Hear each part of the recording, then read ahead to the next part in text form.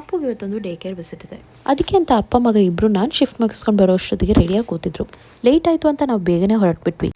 ಎಷ್ಟೇ ಲೇಟ್ ಆದರೂ photo posing ಅಂತೂ ನಾವು ಮಿಸ್ಸೇ ಮಾಡ್ಕೊಳ್ಳಲ್ಲ. ನನ್ನ ಲೆಕ್ಕದಲ್ಲಿ ತುಂಬ ಹಿಂದೆ ಆದರೂ ಈ ಲೆಕ್ಕ ಅಂತೂ ಪಕ್ಕ ನೆನ್ಪಿಟ್ಕೊಂಡಿದ್ದೀನಿ. ಇದು ನಮ್ಮ 12ನೇ ಡೇ ಕೇರ್ ವಿಸಿಟ್. ಯಾಕೆ ಈ 12 ಡೇ ಕೇರು ನಮ್ಗೆ ಇಷ್ಟ ಆಗಲಿಲ್ಲ ಅಂತ ನೀವು ಅನ್ಕೊತಿದ್ದೀರಲ್ಲ? ಆ್ಯಕ್ಚುಲಿ ಕೆಲವುದು ನಮ್ಗೆ ಇಷ್ಟ ಆಗಿತ್ತು, ಆದರೆ ಅವ್ರಿಗೆ ಇಷ್ಟ ಆಗಬೇಕಲ್ವಾ?